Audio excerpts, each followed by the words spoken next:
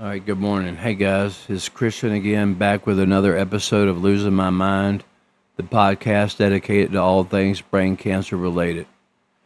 Today is kind of an important day for me. Like I said, previous episodes, CAT scan revealed my tumor did come back, and there's only so much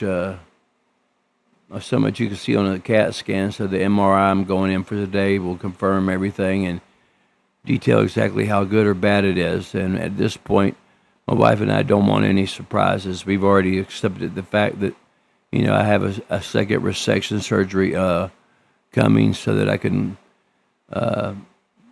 participate in one of these CAR T cell therapy trials, which my case, by the way, is being voted on by the trial board at UNC next week, so I don't need any hiccups. I'd like to hear that, it's just regrown a little bit slightly outside the zone of treatment, and that the process of removing it will be similar or as equal as much as possible to my first resection. And I damn sure don't want any more permanent deficits coming out of another brain surgery. So please keep me in your thoughts and prayers on that.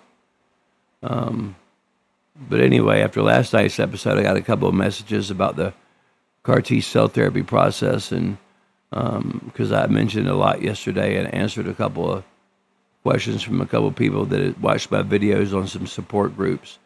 So I pulled up a little more information to take a look at. Anyway, let me scroll up here. It actually doesn't seem to be too bad. It seems to be pretty cut and dry. I mean, there's different types of different types of cancer, and the processes may slightly vary, but they all seem to have a major commonality. Number one, after you've talked to your doctor about the possibility of CAR T cell therapy and whether it's right for you, then you'll be sent to a facility once you're approved and accepted, where they do what's called, I guess it's called a spherocyst, which is to collect your blood cells. And that's only a couple of hours.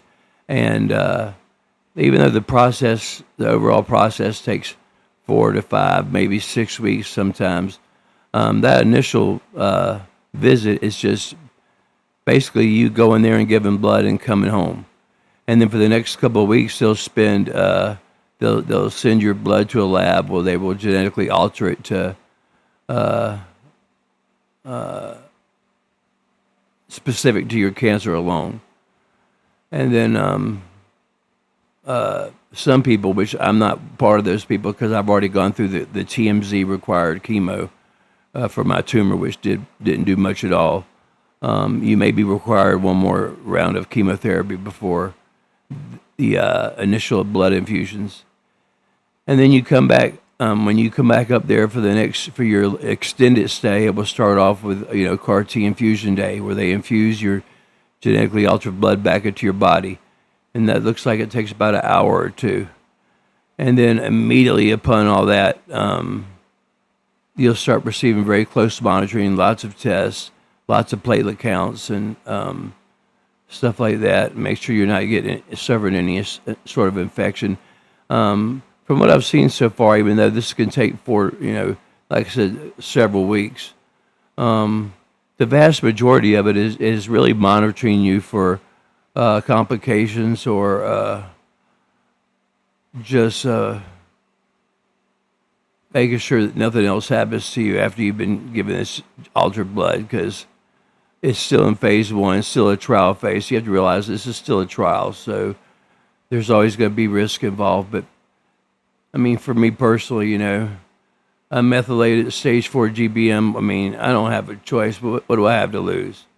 I got everything to gain and not too much to lose, because I know how this is a one-way trip if I do nothing. So if it's going to be a one-way trip, I'd like to keep it as long a one-way trip as possible. So it doesn't bother me at all. But it just looks like the vast majority of this is just you go up, get your blood drawn, they alter it, they bring you back, they infuse you with it, and then they watch you and stare at you and poke at you and prod at you.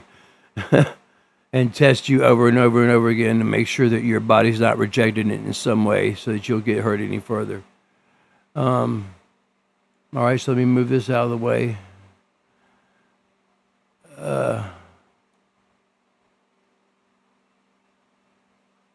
Excuse me, my Tune Geo is going off.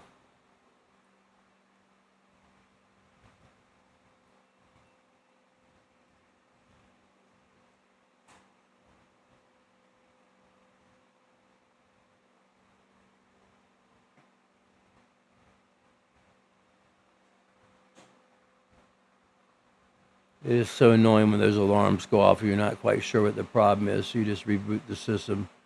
But that can happen several times a night, so you better get used to it if you're using one.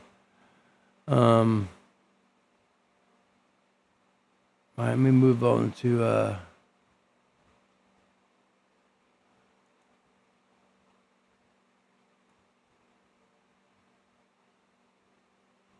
well, like I said just a little minute ago, that during your cell manufacturing, you may require additional therapy for your cancer depending on your situation. It will depend on your specific disease and symptoms, and it's individualized for each person. So you may require more therapy, which no one ever wants to hear. I mean, you want to hear that, hey, let's just go do this and get this done, and not anything else, add anything else to it. But that might just not be the case. But I mean, I don't even know how it's going to pan out for me. I'm just hoping for the best, and at least I'll be a little more specific when I get back today after my MRI. I'll know a lot more about what's going on and how intensive this second resection is going to be, and any potential risks or whatever. So that's what's with that. So let me shrink this back up here.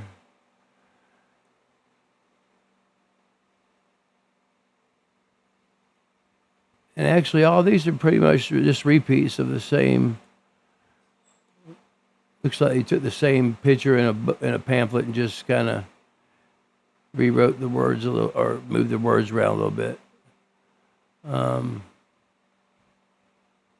then any of you who get this therapy, you might even be. The cool thing is, it doesn't necessarily mean you'll be sent. Have to stay there for monitoring. You could be. They might send you to a center more closely to you to be monitored. I'm not sure if any of that monitoring, as far as the tests and the labs, can be done with your cancer team at where you currently live, but looks like that might even be a possibility. And then, like, I'm sitting here looking at some of the risk involved. Fever, difficulty breathing, rapid heart rate, confusion, tremors, headaches.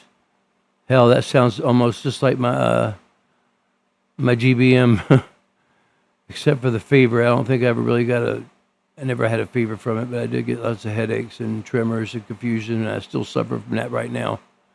All right, so let me move this around just a little bit. Sorry, I'm still in the stone ages of doing these things. Now, the one thing this is, in a way, it can't be underlooked, that this is sort of a lifetime commitment, because they will constantly be testing you. From what I've read and what this looks like here, you will be monitored in one way or another,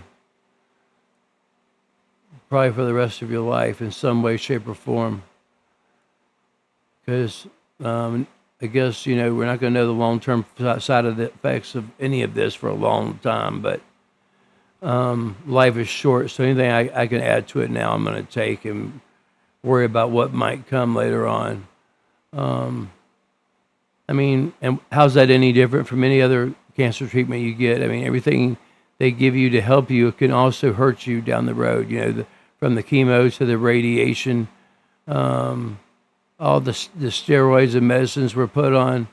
They take its toll on the body also and can cause certain things. I mean, the radiation alone can unlock cancers in future years. So there's always a possibility for something to go a little awry when you're trying something new for the first time. But like I said, if you have nothing to lose, then not too much to worry about. So, in my opinion. But anyway, man, these are pretty easy facts to find. Just Google them yourself. The CAR T cell therapy process, and read them for yourself. But I just basically gave you a basic rundown. So I'm about to sign off, help my kids get to school, and get ready for this daggum. I don't know. This has got to be probably my 15th MRI. I'm just guessing, maybe more. I don't remember, but I'm tired of doing them, and I know I have so many more left to do before this is all said and done. So, wish me luck, and I'll talk to you guys later this afternoon when I get back with the results and have some images to show of the rapid amount of swelling that occurred from the radiation treatment, and the steroids are really working there. My arm is still feeling pretty good. Still got great use of my hands, so nothing seems to be reversing back to the way it was, which is a good sign. So I'm just happy to have my arm back. Wish me luck, guys, and I'll see you on the next episode. Until then, later.